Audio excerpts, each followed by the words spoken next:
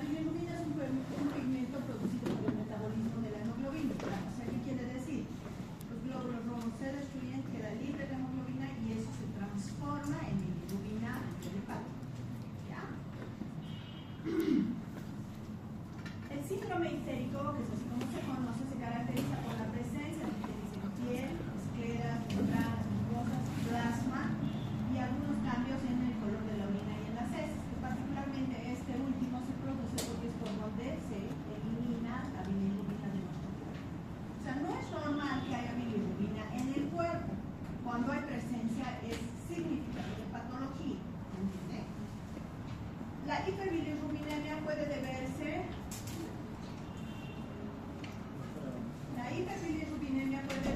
a anormalidades en la formación, en el transporte, hola, ¿cómo estás, perdón? En el metabolismo o en la excreción de bilirrubina. O sea, en cualquiera de esos lugares, o en cualquiera de estas etapas se puede producir la alteración que impide eliminar la bilirrubina. Tenemos valores normales.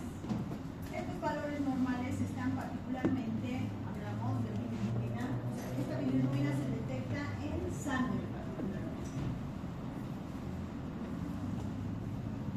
Se detecta en sangre y tenemos una bilirrubina total, que su valor normal es de 0,5 a 1,2 miligramos por decilitro, la bilirrubina indirecta o no conjugada también, y la bilirrubina directa o conjugada. O sea, la sumatoria de esta indirecta e indirecta va a ser el total.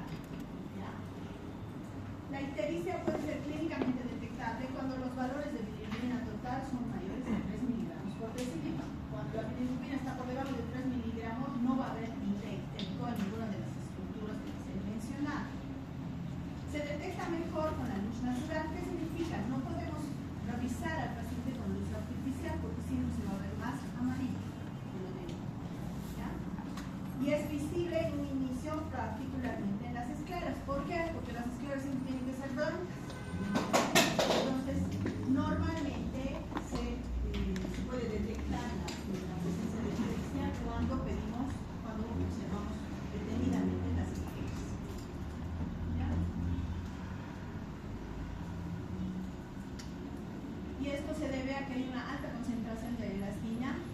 También se puede ver la presencia de bilirrubinas por debajo de la línea. ¿Por qué la bilirrubina tiene ese color? Porque tiene diferentes sustancias que van a ser propias de la bilis, tiene como componentes a nivel de la bilis. Entonces, estas van a ser sales biliares, la misma bilirrubina, hay presencia de colesterol, lecitina, agua y electrolitos. Ustedes se fijan en este cuadro, es cómo se hace el metabolismo cómo se forma en realidad la bilirrubina.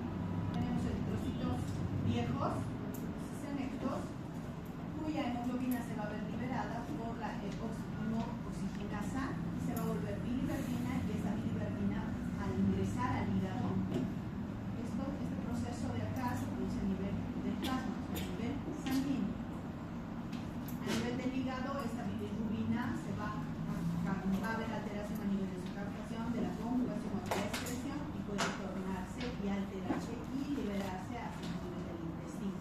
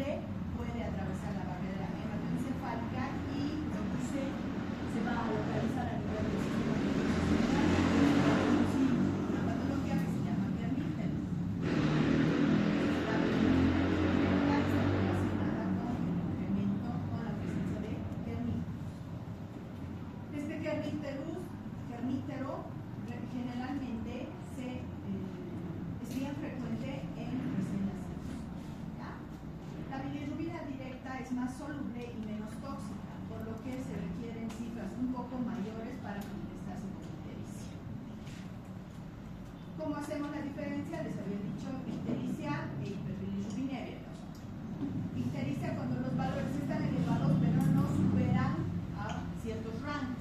Hiperbilirubinemia cuando ya estamos hablando de ictericia patológica. ¿Cómo vemos al paciente? Ahí les pongo una foto, no sé si se nota, pero sí se nota el hecho de que aquí, por ejemplo, aquí está este brazo, está súper amarillo. Aquí, si ustedes hacen la comparación, miren, las escleras súper amarillas.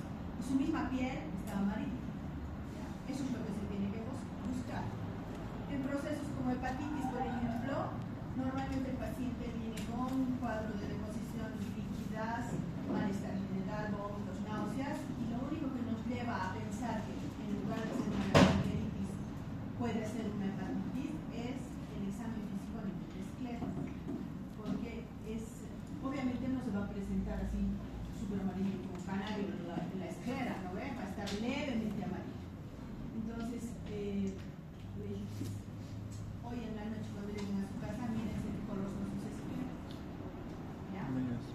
Porque es muy útil el saber la diferenciación de ver una esclera blanca a ver una esclera ligeramente amarilla. En la hepatitis no empieza así, muy amarillo, o sea, no vamos a ver el paciente como canario, es ligeramente amarilla esa esclera, lo cual nos lleva a pedir los laboratorios correspondientes y diagnósticos. ¿Ya? Muchos pacientes con hepatitis son tratados con antibióticos porque nunca se ha sospechado de que podría ser una hepatitis. La hepatitis viral también, o sea, no requiere tratamiento. ¿Ya? Para clasificar las ictericias en relación al referencial del hígado, hablamos de prehepáticas, que principalmente van a ser hemolíticas. ¿A qué se refiere hemolíticas?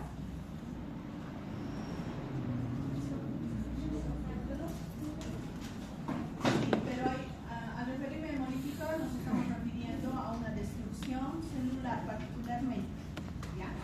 Destrucción a nivel de la hemoglobina. Hepáticas porque hay un daño hepatocelular y dos hepáticas relacionadas con obstructivos. Entonces, si ustedes ven este cuadro, acá vamos a ver prehepáticas, aumento de la producción, tenemos la anemia hemolítica, la eritropoiesis ineficaz, algunos fármacos que producen alteraciones hemolíticas, algunos venenos, por ejemplo, ¿ya? Y allí, esas son las causas. Si ustedes ven aquí, por ejemplo, el fármaco, la rifampicina, habíamos dicho que la rifampicina era el tratamiento de tuberculosis. Típico es que el paciente con tuberculosis desarrolle ictericia muy marcada. ¿Ya? Después tenemos el déficit de vitamina B12 en caso de eritropoiesis ineficaz. A nivel hepático vamos a hablar de captación y conjugación, alteraciones a nivel hepático que van a estar relacionadas con la captación de bilirrubina y con la conjugación de la bilirrubina. Tenemos ahí algunas patologías, por ejemplo, el síndrome de Gilbert, el síndrome de Krieger-Narhart, el síndrome de Johnson, que son patologías relacionadas con ictericia relacionada con alteraciones a nivel hepático. Y poshepáticas hablamos netamente de obstrucción. Ya habíamos mencionado las colestasis. ¿Ya? La presencia de parásitos también puede producir. ¿Qué parásito es el que hace su ciclo por regulador?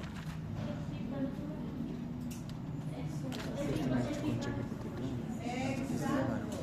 Entonces ese paciente viene con ictericia, pero es poshepática por obstrucción, o sea, por una maraña de parásitos.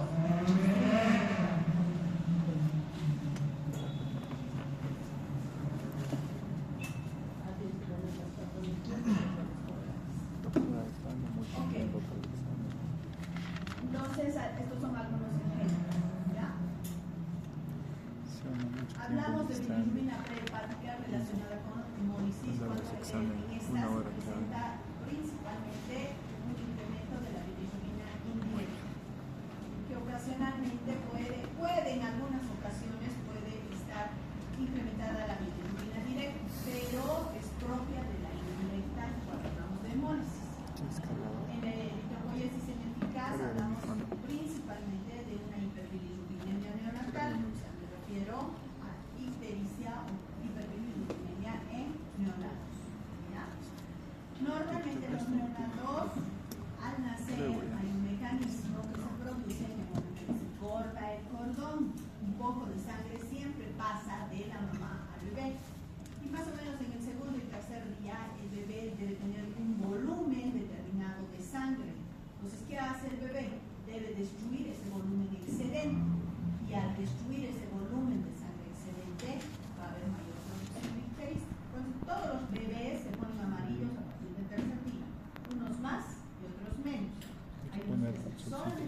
hipoxia y otros que hacen hiperbilirubinemia. Cuando hablamos de hiperbilirubinemia, estamos hablando de que necesita tratamiento.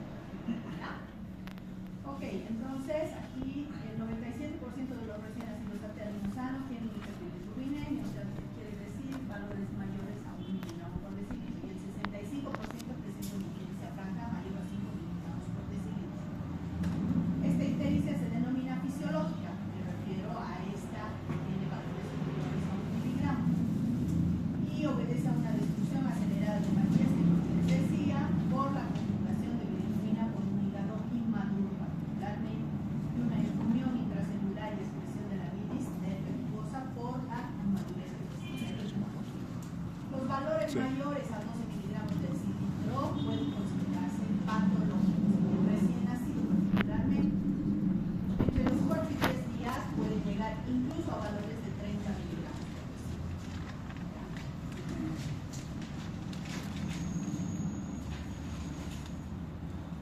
Cuando hablamos de hiperbilirubinemia prehepática, hablamos particularmente de medicamentos. Habíamos dicho la rifampicina y la probenecida, que disminuyen la captación hepática de bilirrubina y también posiblemente compiten con la bilirrubina para unirse a la liganina y a la proteína C.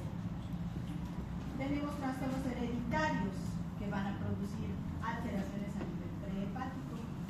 Estas alteraciones, estos síndromes en realidad los conocemos como Krieger-Narhart tipo 1, que es una ictericia no hemolítica congénita con deficiencia de glucuronil-transferasa. ¿Ya? Tenemos dos tipos en esta Krieger-Narhart, tenemos la de tipo 1 y la de tipo 2. Esta tipo 1 es extremadamente rara y se caracteriza por una ictericia grave con alteraciones neurológicas. Cuando hablamos de grave, ¿qué quiere decir? Que ha habido mucha liberación de bilirrubina que se ha ido a asentar a nivel del sistema nervioso central y eso ha producido alteraciones diferentes. ¿Ya? La de tipo 2 tiene concentraciones plasmáticas de bilirrubina más bajas y los pacientes sobreviven hasta la edad adulta sin lesiones neurológicas. O sea, en Krieger-Narhart tenemos una buena y una mala en realidad. La segunda, digamos que es buena porque no produce lesiones neurológicas, en cambio la otra sí puede producir lesiones neurológicas. Ok, hablamos de hiperbilirubinemia hepática cuando nos referimos. ¿Ya?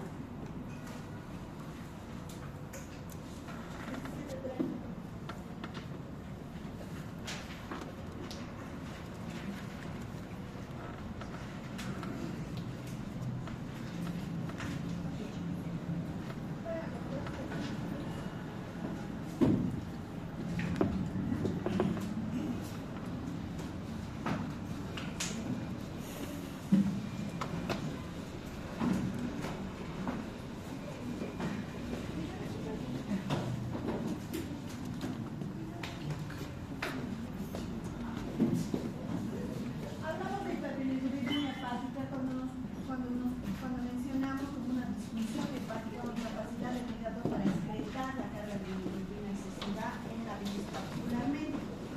Este es un paciente asintomático, o sea, no va a presentar ninguna alteración. ¿Ya? Tiene una ictericia leve con daño hepatocelular, es propia de la hepatitis, por eso se les decía que el paciente con hepatitis no va a venir a mayor como esa foto que les he mostrado, va a venir levemente amarillo y lo único que nos hace sospechar, todo el cuadro parece una gastroenteritis infecciosa orinal, pero en realidad es una hepatitis. Lo único que nos hace sospechar de hepatitis es que revisamos las esferas y están amarillas. ¿Ya? Y a veces en realidad el amarillo es bien sutil, ¿ya? No es así amarillo intenso, que lo miras al paciente y ya sabes que está amarillo, no es para nada. ¿Ya? Entonces,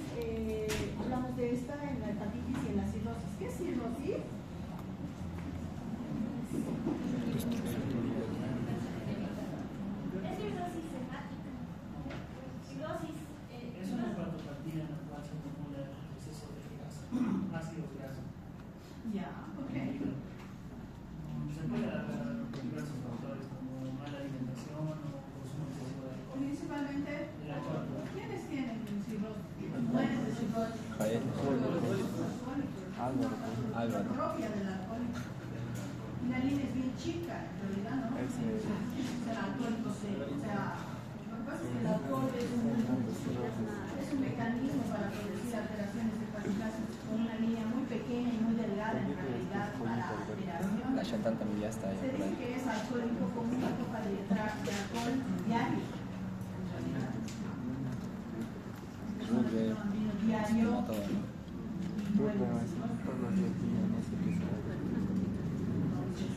En realidad no necesitas emborracharte todos los días para tener cirrosis, ¿no? Ahora, no es específica de los alcohólicos, pero la mayoría de las personas que mueren de cirrosis son los alcohólicos, ¿ya? Ok. Lo que les decía de la hepatitis, que es una alteración a nivel, o sea, es un cuadro viral que va a producir hepatitis, que es una que incluye alteración en el nivel hepático principalmente. ¿Cuántos tipos de hepatitis hay? ¿Qué tipos de hepatitis hay? ¿Cuál es la que me contaste comiendo la hamburguesa de la esquina? ¿Qué? No. Vamos a adivinar. La A es la que me contagio al comer la hamburguesa de la esquina. ¿Me entiendes? La A me contagio así. La hepatitis A es una enfermedad prevenible. ¿Qué significa? ¿Qué significa decir prevenible? ¿No? La limpieza, No. ¿Cómo previene? ¿Cómo? inmunización por vacuna. Exacto. La inmunización por vacuna A de hepatitis A garantiza que no me va a dar nunca. Los que no tienen vacuna para hepatitis A van a morir por hepatitis A. Porque la patología con hepatitis A es muy benigna, o sea que con el amarillo vomita, tiene diarrea, qué sé yo, pero si se complica es total y absolutamente letal. El paciente se apaga como vela. ¿Qué significa? Que hay un desbalance a nivel hepático de tal manera que no se recupera nunca el hígado. Es el hepatitis A, la hepatitis, otra hepatitis. ¿Cómo se transmite la B y la C? Porque no creo que sea importante. ¿Cómo es? Actívenlo con la T. ¡Fuerte! ¿Cómo se transmite B y C, chicos? Si no, ¿cómo voy a...? Sí, puede ser, pero la forma más frecuente de B y C, ¿cuál es? No, Voy a estar empezando a ver si con el agua. sí, también puede ser. Considerando la enfermedad de transmisión sexual, afecta, ¿eh? ¿Ya? Ok, otras. Averiguar para mañana. Todos los tipos de hepatitis que hay y cómo se transmiten. La hepatitis sexual. ¿Cómo se manifiesta? ¿Cómo se inmuniza? ¿Qué se llama la vacuna para cada una de esas? ¿Cuántas tienen vacuna y cuáles no? ¿Qué? En su cuaderno. Ya, otro síndrome que tenemos es el de Dubin-Johnson. Es una ictericia idiopática crónica. ¿Qué quiere decir idiopática? Desconocida, exacto. Que aparece durante el parto y pocas veces en la pubertad. Los casos son asintomáticos, se manifiesta ictericia crónica o recidivan en una intensidad variable. Macroscópicamente el hígado se observa verde, azul o color acero, gris o oscuro, incluso a veces negro, debido a que este pigmento se deposita sobre todo en la región pericardial. Estos pigmentos van a deberse a diferentes actividades que se producen a nivel enzimático en realidad, produciendo hidrolasas lisosómicas que van a actuar como un déficit selectivo de superóxido dismutasa a nivel mitocondrial. O sea, no hay buen mecanismo de eliminación de la bilirrubina en realidad, ¿ya? Porque se produce a nivel celular. Este acúmulo de pigmento en el síndrome de Dubin-Johnson definitivamente es benigno, no va a matar al paciente. Es así que muchos tienen Dubin-Johnson y no altera su función, no altera su calidad de vida. Johnson.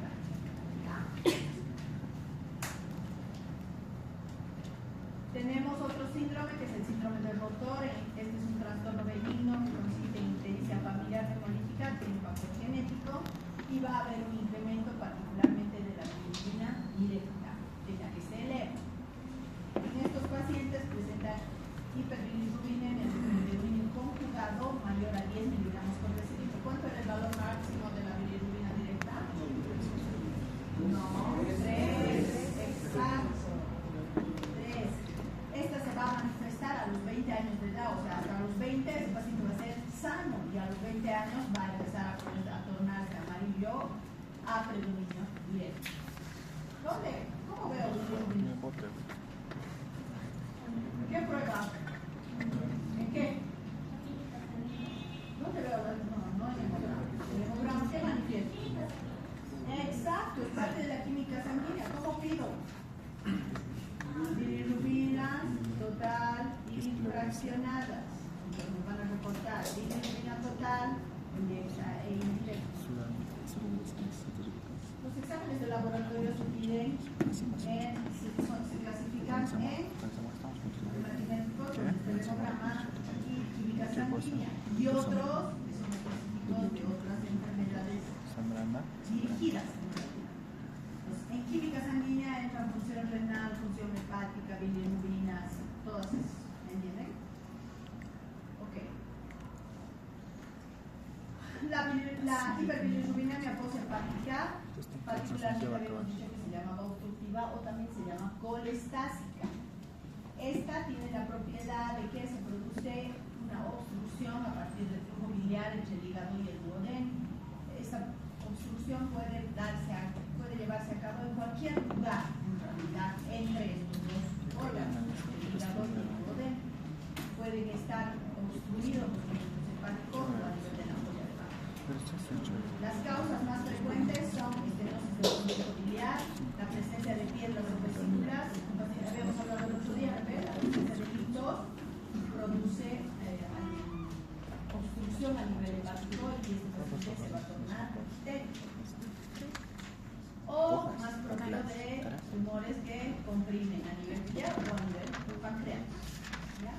Los signos y síntomas de bilirrubina directa elevada predominantemente van a ser heces de color sin color, por eso se llama colía. ¿Ya? Y la orina siempre va a ser oscura, que se llama coluria. Después tenemos la fosfatasa alcalina, que es una prueba de función hepática alterada y elevada. ¿Ya? Los niveles de aminotransferasas, ¿cuáles son las aminotransferasas? Alguien que diga, o sea, la AST y ALT. Exacto. ¿Qué significa eso? Alanina, aminotransferasa, falta. Exacto. Entonces, en este caso van a estar muy incrementados. ¿Ya? El rango es entre 20 y 30 y 27 y 38 de ambos. Entonces, por encima de esos rangos van a estar incrementados. ¿Ya? Las concentraciones sanguíneas de ácidos biliares suelen ser altas y esto, al ser altas las concentraciones de ácidos biliares, van a producir un síntoma que se llama prurito. Muchos de los pacientes con colestasis no saben que tienen colestasis, no lo que tienen es prurito a nivel de piel. Entonces viene porque es demasiado el prurito en realidad. Entonces hacemos exámenes de laboratorio y hacemos ecografía y encontramos colestasis. ¿Ya? Ok, chicos. Hasta ahí, ¿alguna pregunta, alguna duda que tengan?